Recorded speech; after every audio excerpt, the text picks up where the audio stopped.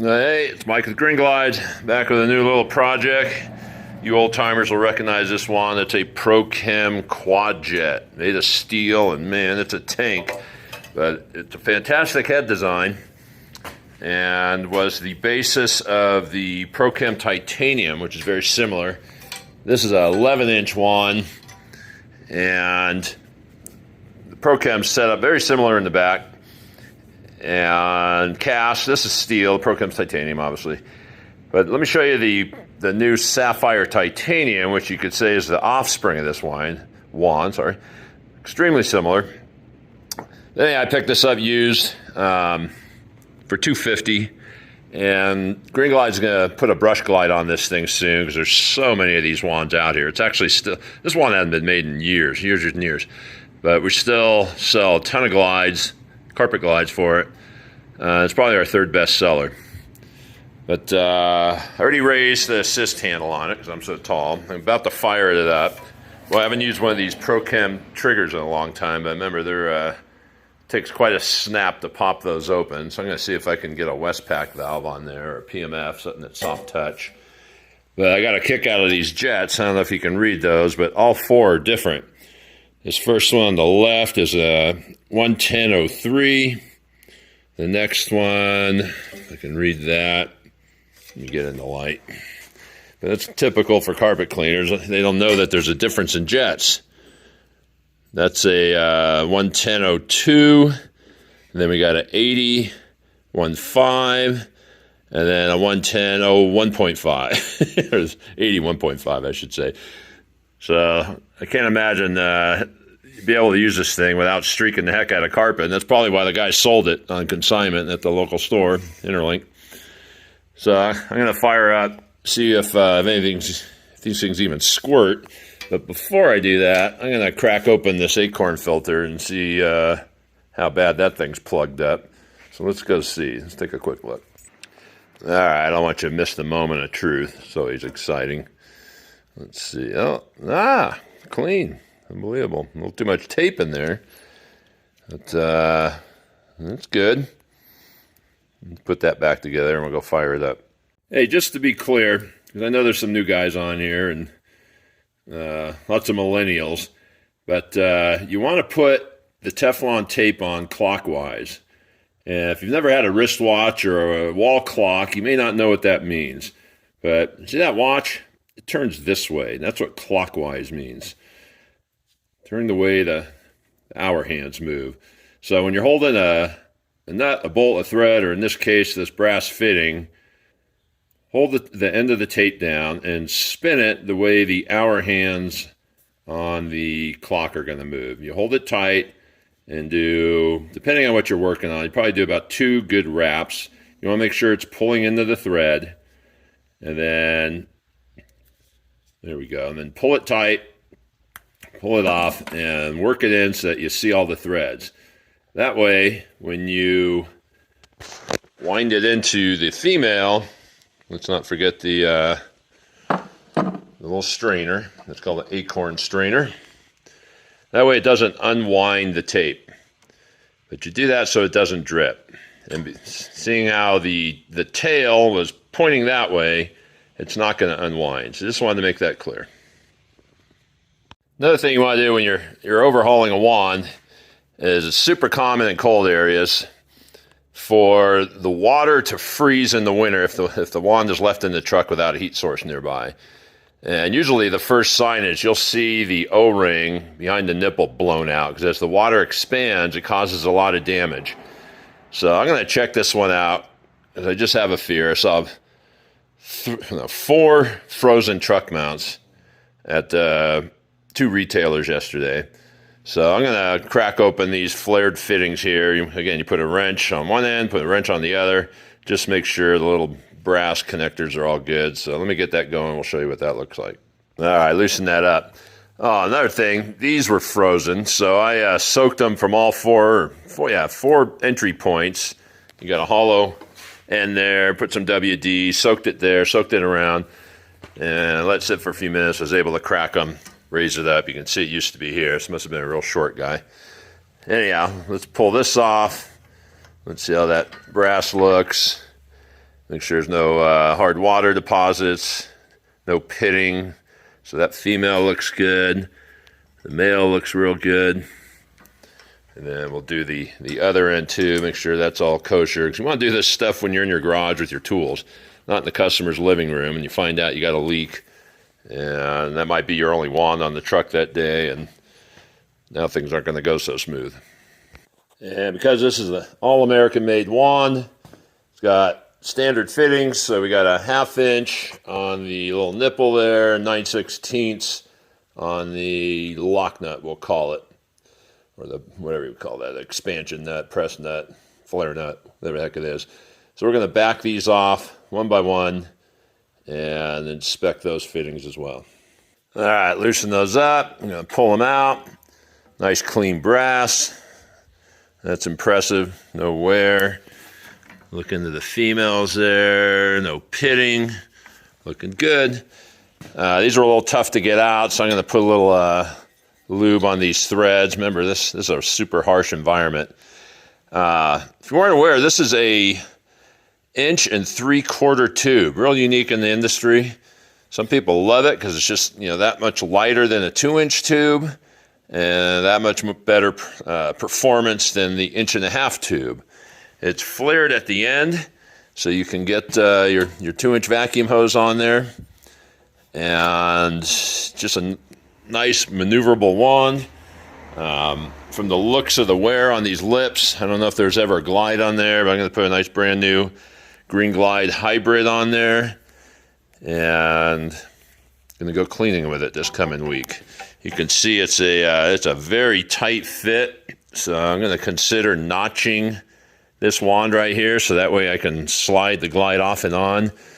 Actually, I'm not going to consider. I'm going to do that because when I developed the brush glide for this, it takes a lot of off and on. So I'll show you. I'll cut a little notch here, show you what I mean. And this, the same notch works for Prochem titaniums and Devastators and any other wand that uses these big bulbous lips. Remember, these wands came out long before Teflon glides ever did. So I think while I have it in the vise, I'm going to do that.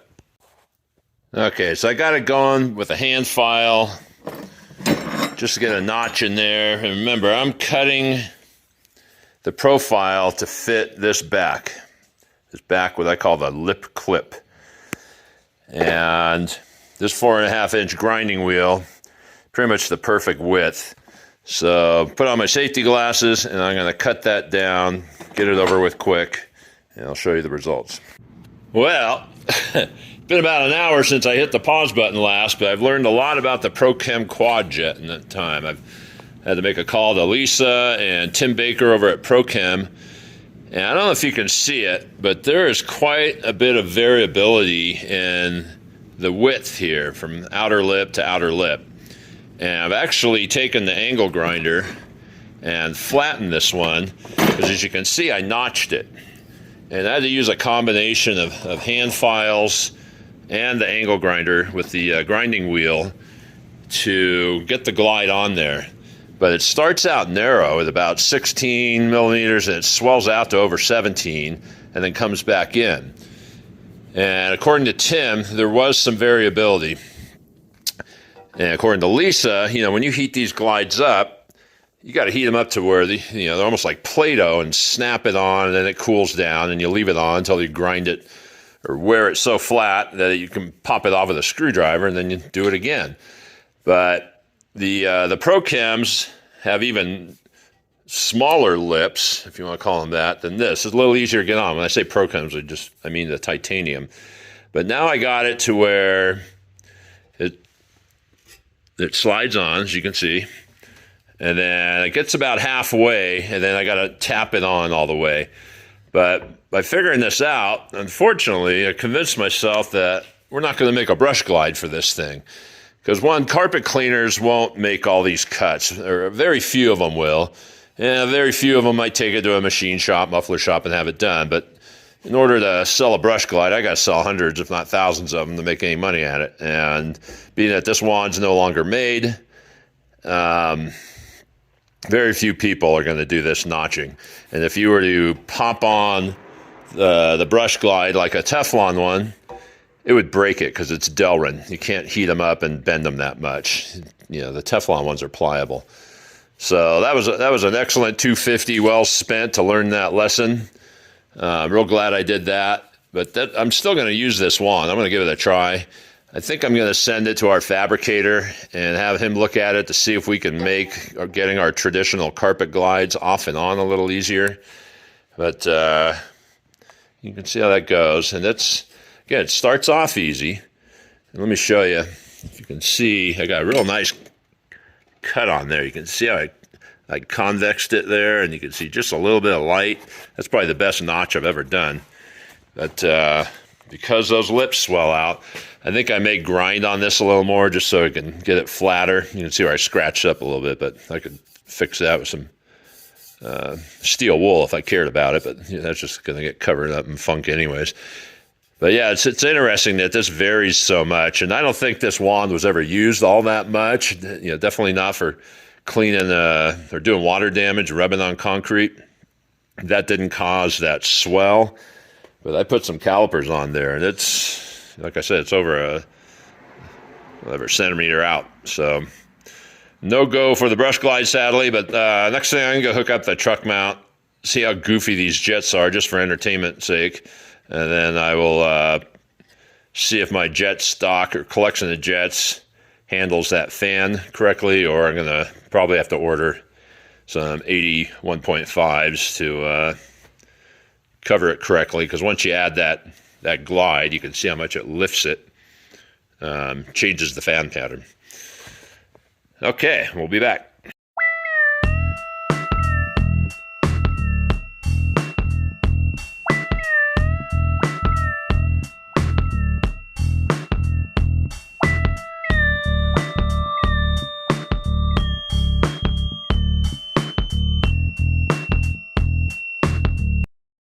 So I got the jetting correct, and now it's time to give them a good acid bath. I'm doing the Taiwan too, just for the heck of it. Got a little grungy and a couple of hard surface jobs.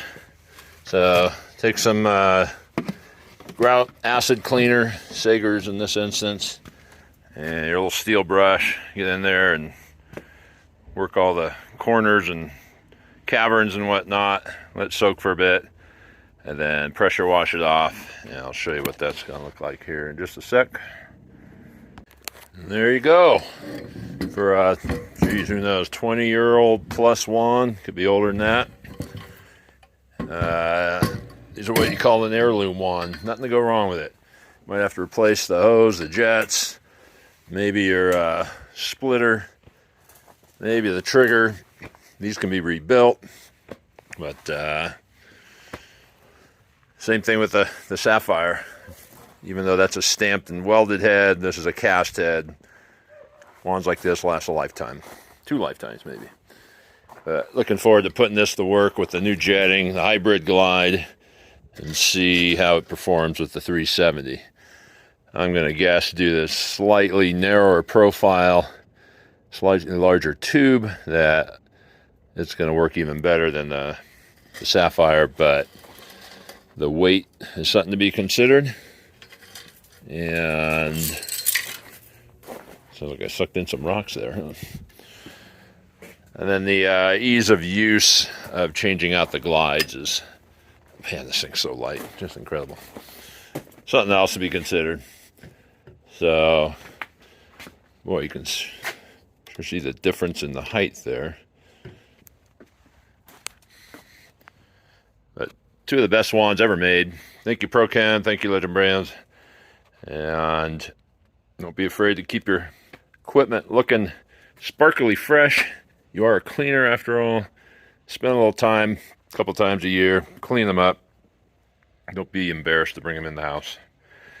All right, log on to Mikey's board for more fascinating wand talk such as this.